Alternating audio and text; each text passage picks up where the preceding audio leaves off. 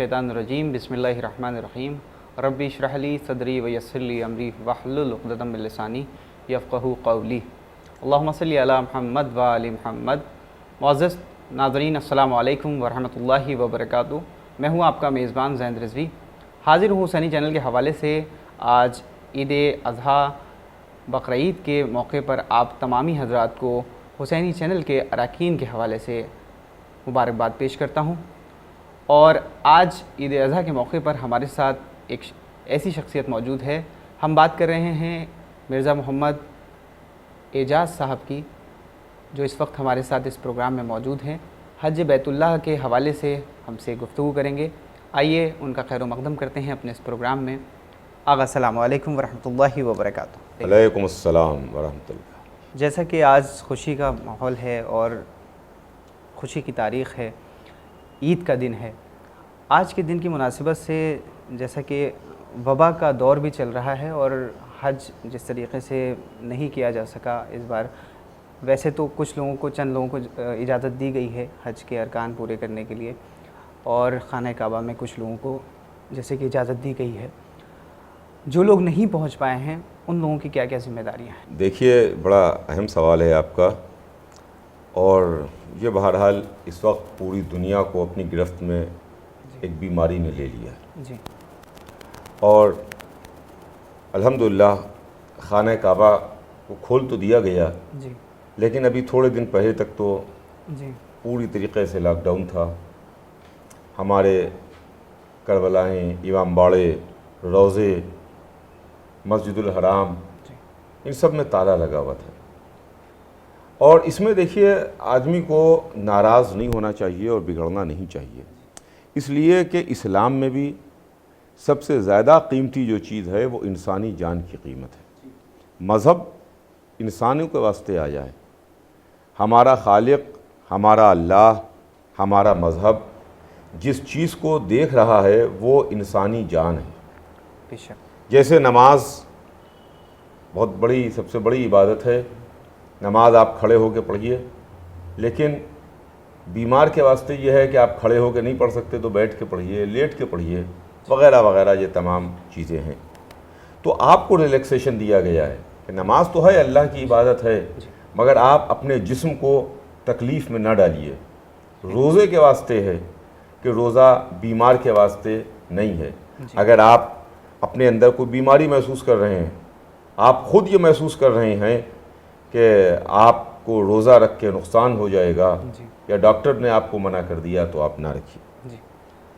वैसे ही इस मरतबा हज में सऊदी अरब की तरफ से एक ही ऐलान हुआ कि बहुत थोड़े से लोग जो वहीं सऊदी अरब के बाशिंदे हैं वो लोग हज के अरकान अदा करेंगे।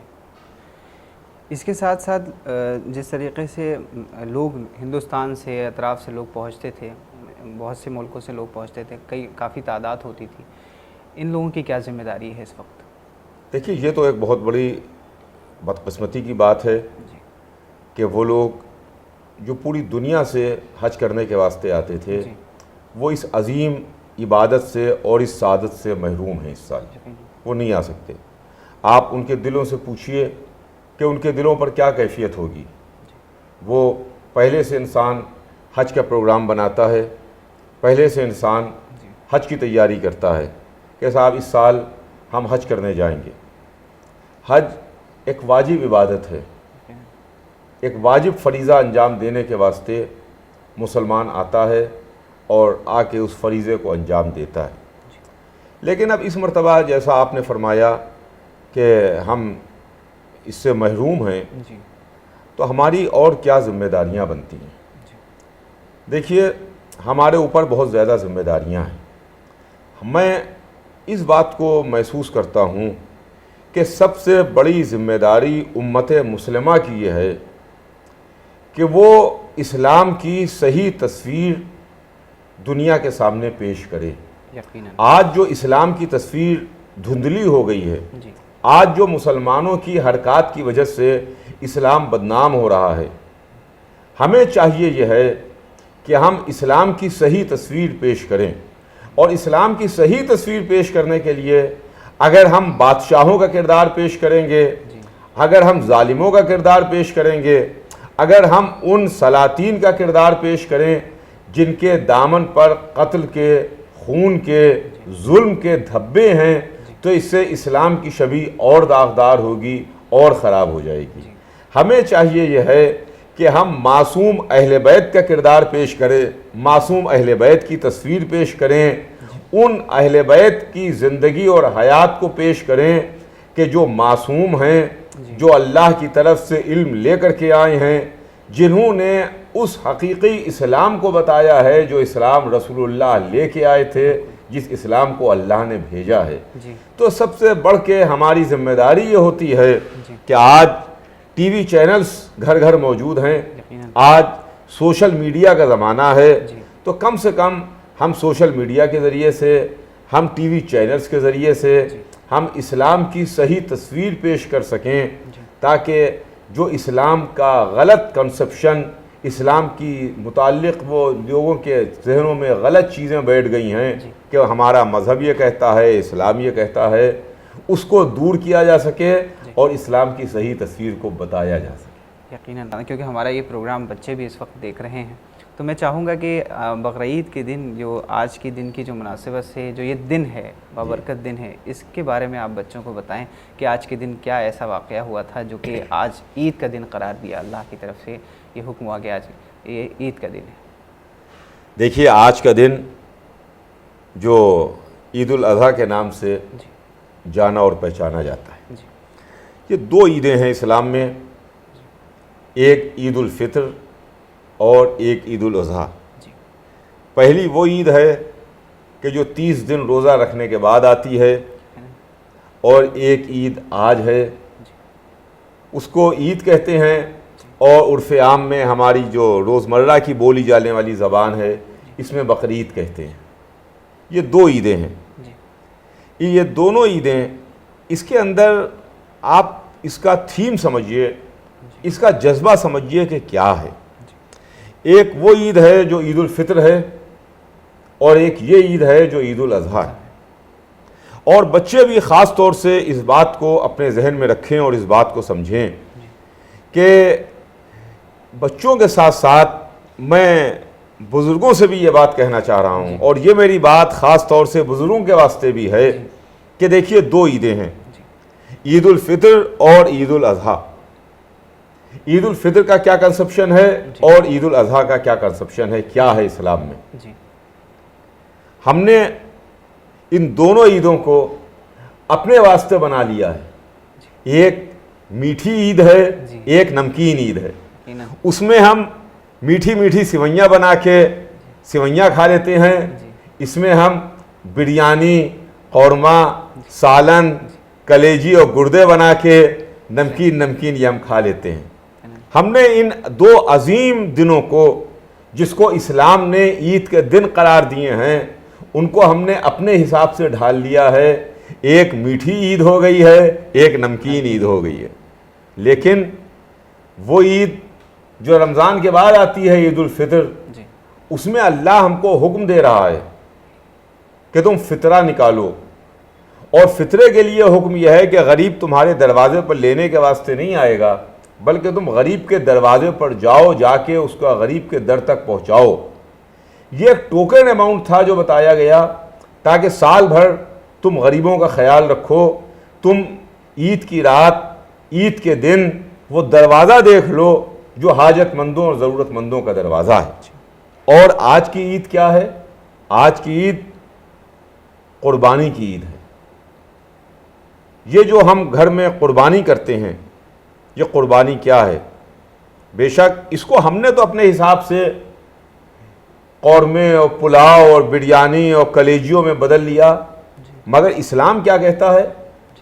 اسلام یہ کہتا ہے کہ تم اللہ کے نام پر قربانی دو، قربانی کرو، بکرا کاٹو، دمبا ذبح کرو، لیکن تمہاری نیت، تمہارا یہ جذبہ ہونا چاہیے ہے کہ تم جب بھی ضرورت پیش آئے گی، تم اللہ کی سرکار میں قربانی دو گے، تم اللہ کی سرکار میں قربانی دو گے۔ قربانی صرف جان ہی کی قربانی نہیں ہوتی ہے، قربانی اپنے وقت کی قربانی بھی ہوتی ہے، اپنے مال کی قربانی بھی ہوتی ہے، اپنے آرام کی قربانی بھی ہوتی ہے، نفس کی بھی قربانی ہوتی ہے، اپنے قربانیاں کئی طرح کی ہیں، ایسا نہیں ہے آپ اپنے نفس کی قربانی آپ دے رہے ہیں، میرا دل نہیں چاہ رہا ہے مگر میں یہ کام کر رہا ہوں، میرا دل نہیں چاہ رہا ہے مگر میں یہ کام کر رہا ہوں. تو اس طرح کی چیزیں جو ہیں اس کے واسطے اس کا کنسپشن یہی ہے کہ ہم ایک ٹوکن کے طور کے اوپر بکرے کو قربان کر کے اس کو گلے پر چھری چلا کے قربانی اللہ کی سرکار میں دے کر کے بتانا چاہتے ہیں کہ اللہ جس طریقے سے یہ آج ہم نے تیری سرکار میں قربانی کی ہے، اگر ضرورت پڑے تو ہم اپنے مال کی قربانی بھی دے سکتے ہیں، اپنے جذبات کی قربانی بھی دے سکتے ہیں، ہم اگر ضرورت پڑے گی تیرے دین کو برباد آ جائے گی تو ہم اپنی جان کی قربانی بھی دے سکتے ہیں اور اپنی اولاد کی قربانی بھی دے سکتے ہیں.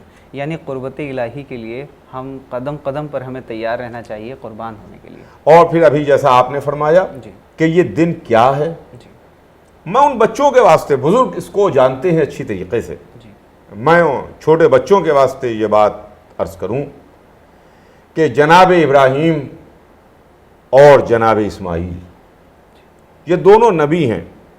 جناب ابراہیم باپ ہیں، جناب اسماعیل ان کے بیٹے ہیں. جناب ابراہیم بڑے نبیوں میں ایک ہیں، اولوالعزم پیغمبروں میں کہ ایک جناب ابراہیم ہیں جو ہمارے 5 اولوالعزم پیغمبر ہیں، جناب نوح، جناب ابراہیم، جناب موسیٰ، جناب عیسیٰ اور حضور سرور کائنات صلی اللہ علیہ وسلم. یہ 5 میں کے ایک جناب ابراہیم ہیں.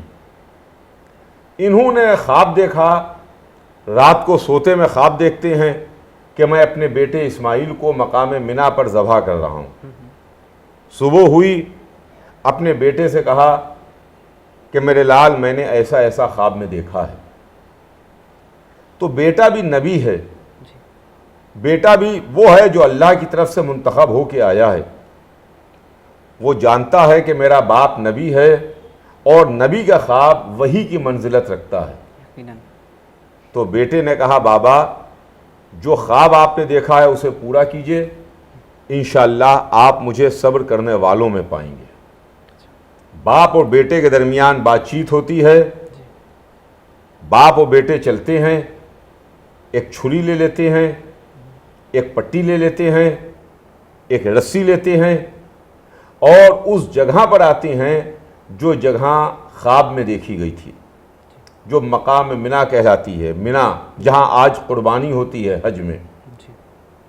وہاں جناب ابراہیم تشریف لائے، جناب اسماعیل ساتھ ساتھ ہیں، دونوں باپ بیٹے، دونوں معصوم ہیں، دونوں نبی ہیں، دونوں منتخب کردہ پروردگار ہیں، دونوں اللہ کی مرضی اور اللہ کی مصلحت جانتے ہیں. جناب ابراہیم نے اپنے بیٹے کو لٹایا، اپنی آنکھوں پر پٹی باندھی، اس لیے کہ باپ ہیں، کیسے اپنی آنکھوں سے بیٹے کو ذبح کرتا ہوا دیکھیں گے. مگر چونکہ حکم پروردگار ہے لہٰذا حکم پروردگار کو بجا لانا ہے، اس کو انجام دینا ہے. آنکھوں پر پٹی باندھی، ہاتھ میں چھری اٹھائی اور بیٹے کے گلے پر چلا دی. جب باپ کو یہ محسوس ہوا کہ اب بیٹے کے گلے کی رگیں کٹ گئی ہیں تو انہوں نے چھری کو پھینکا، پٹی کھولی. اب جو منظر دیکھا تو منظر ہی کچھ عجب تھا. بیٹا تو سامنے کھڑا تھا اور دمبا کٹا پڑا ہوا تھا، دمبا کٹا پڑا ہوا تھا. تو بجائے اس کے کہ جناب ابراہیم خوش ہوتے، جلدی سے دوڑ کے بیٹے کو کلیجے سے لگا لیتے، انہوں نے رونا شروع کر دیا، گریا شروع کر دیا اور اللہ کی سرکار میں عرض کی پالنے والے کیا مجھ سے کوئی غلطی ہو گئی، کیا مجھ سے کوئی خطا ہو گئی، کیا میری نیت میں میرے خلوص میں کسی طرح کی کوئی کمی تھی، تو نے میری قربانی کو قبول کیوں نہیں کیا؟ تو اللہ کی طرف سے جواب آیا کہ ابراہیم تم نے تو اپنا کام کر دیا، ہمارا مقصد یہ نہیں ہے کہ تمہارا بیٹا چھری کے نیچے قربان ہو جائے، تم نے تو اپنا کام پورا کر دیا، اب دمبا آ گیا یہ ہماری مصلحت ہے، تمہارا بیٹا زندہ رہا یہ ہماری مرضی ہے، مگر تم نے تو اپنا کام پورا کر دیا, تم نے تو یہ سوچ کے چھری چلا دی کہ ہم اپنے بیٹے کے گلے پر چھری چلا رہے ہیں. مگر ہاں قرآن میں بھی صاف صاف الفاظ میں واضح ہے کہ وَفَدَيْنَاهُ بِذِبْحٍ عَظِيمٍ, ہم نے اس کو ذبح عظیم میں بدل دیا ہے. سبحان اللہ. ذبح عظیم میں بدل دیا. ذبح عظیم کیا ہے؟ ذبح عظیم قربانی امام حسین علیہ السلام ہے. یقیناً. تو یہ وہ دن ہے جس کی یاد میں آج ہم قربانی کر رہے ہیں, جس کی یاد میں آج ہم خوشی منا رہے ہیں, جہاں پر ایک نبی زادہ بچہ ہے, جناب اسماعیل کے گلے سے چھری پلٹی ہے, دمبا قربان ہوا ہے, اور جناب ابراہیم نے حکم پروردگار کو انجام دیا ہے, جناب اسماعیل نے حکم پروردگار کو پورا کیا. آج کے دن کی مناسبت سے جو پیغام ہے وہ کیا دینا چاہیں گے؟ کیونکہ جس طریقے سے قربانی ہوتی ہے ہمارے کیا, اور اس کے بعد پھر وہ بعض گھروں کی بات کر رہا ہوں میں کہ وہ جو گوشت ہوتا ہے وہ ہمارے یہاں فریج میں رکھ دیا جاتا ہے, اس حوالے سے کیا بیان دینا چاہیں گے آپ؟ دیکھیے یہ تو بالکل ہی عجب چیز ہے کہ اکثر دیکھا گیا کہ قربانی کر کے بجائے اس کے کہ اس کی قربانی کا گوشت تقسیم کیا جائے, لوگوں کو بانٹا جائے, کچھ لوگ ایسا سننے میں آیا کہ اپنے گھروں کے فریزر گوشت سے بھر دیتے ہیں اور اس کے بعد دھیرے دھیرے وہ گوشت مزے لے لے کے کھاتے رہتے ہیں اور وہ غذائیں پکتی رہتی ہیں, جبکہ اسلام دوسروں کو کھلا کے کھانے کی بات کرتا ہے. یقیناً مذہب یہ کہتا ہے کہ آپ کھائیے, منع نہیں کر رہا ہے, آپ کھائیے, ہر وہ چیز جو جائز قرار دی گئی آپ کے لیے وہ آپ کھائیے, مگر آپ دوسروں کو بھی تو کھلائیے. قربانی کا گوشت ہے, اس کے آپ حصے لگائیے, اپنے محلے میں, اپنے پڑوس میں, اپنے خاندان والوں میں, اپنے دوست احباب میں اس کو بانٹیے, اس کو تقسیم کیجئے, اور اس کے بعد ان کو بھی تقسیم کیجئے, آپ بھی کھائیے. ایسی بات نہیں ہے کہ آپ کے کھانے کے لیے منع کیا گیا ہے, نہ آپ کو کھانے کے لیے منع کیا گیا ہے, نہ یہ کہا گیا ہے کہ آپ صاحب اس کو نہ بانٹیے, تقسیم نہ کیجئے. اور پھر یہ تو اسلام اس کو بہت ہی غلط اور خراب نیت سے دیکھتا ہے, نظر سے دیکھتا ہے کہ جس کو ہم عرف عام میں کنجوسی اور بخل کہتے ہیں. یہ بھی ایک طرح کی کنجوسی اور بخل ہے کہ ہم نے قربانی کی اللہ کے نام پر اور سب کچھ اپنے ہی پیٹ میں بھر لیا, دوسروں کو اللہ کے نام پر نہیں تقسیم کیا, نہیں بانٹا. یعنی دونوں صورت میں ہمیں بانٹنا بھی ہے اور اپنے لیے بھی رکھنا ہے. ہاں کھائیے, بالکل اسلام کھانے کے لیے کہہ رہا ہے, ایسی بات نہیں کہ آپ نے سب کچھ بانٹ دیجئے آپ خود نہ کھائیے. اسلام میں اس طرح کی ریجڈنس نہیں ہے, اس طرح کی کوئی سختی نہیں ہے. آپ قربانی میں جائیے, قربانی آپ کرتے ہیں مکے میں, منی میں قربانی کرتے ہیں, تو اس کے واسطے بھی یہ حکم ہے کہ گوشت قربانی کر کے چھوڑ کے نہ چلے آئیے, بلکہ وہ جو قربانی کا گوشت ہے جو آپ منی میں قربانی کرتے ہیں حج میں, اس کے لیے ہے کہ آپ تھوڑا سا لے آئیے, اس کو کھائیے, تھوڑا سا پکا لیجئے اس کو. اب وہاں پر ایسے حالات نہیں رہتے ہیں حج میں, ورنہ حکم ہے کہ آپ اس کو کھائیے, کھانے کا حکم دیا. جی آج کے دن کی مناسبت سے, کیونکہ عید اضحیٰ کے دن جس طریقے سے لوگ نماز ادا کرتے ہیں, حالات ایسے نہیں ہیں کہ نماز ادا کی جائے, اس حوالے سے کیا کہنا چاہیں گے آپ؟ دیکھیے یہ جو نماز ہے عید الاضحیٰ, یہ نماز ایسی نہیں ہے کہ جیسے جمعے کی نماز ہوتی ہے. اس نماز کو اگر ہم سوشل ڈسٹینسنگ کی وجہ سے, ہماری جماعت نہیں بن سکتی, ہم مساجد میں نہیں ادا کر سکتے, تو کم ہم اپنے گھروں میں ادا کریں, گھر میں پڑھ لیں. جماعت کے ساتھ ہم نہیں پڑھ سکتے تو ہم فرادہ ادا کریں. مسجد میں بھی ہم فرادہ جا کے پڑھ سکتے ہیں, مسجد میں ہم جائیں سوشل ڈسٹینسنگ کے ساتھ میں, فرادہ کی نیت سے ہم یہ نماز مسجد میں بھی ادا کر سکتے ہیں اور اپنے گھروں میں بھی ادا کر سکتے ہیں. اس کے لیے جماعت کی کوئی شرط نہیں ہے, جماعت کی کوئی قید نہیں ہے کہ صاحب آپ جماعت ہی میں یہ نماز ادا کی جائے. آپ فرادہ گھر میں بھی ادا کر سکتے ہیں, مسجد میں بھی ادا کر سکتے ہیں. ابھی آقا آپ نے بات کہی تھی کہ اسے ہم نے ذبح عظیم سے ملا دیا, جناب ابراہیم علیہ السلام سے اللہ ارشاد فرما رہا ہے کہ ہم نے اسے ذبح عظیم میں قرار دیا. تو ہم چاہتے ہیں کہ ایک بار ذبح عظیم کا بھی ذکر کر دیں آپ.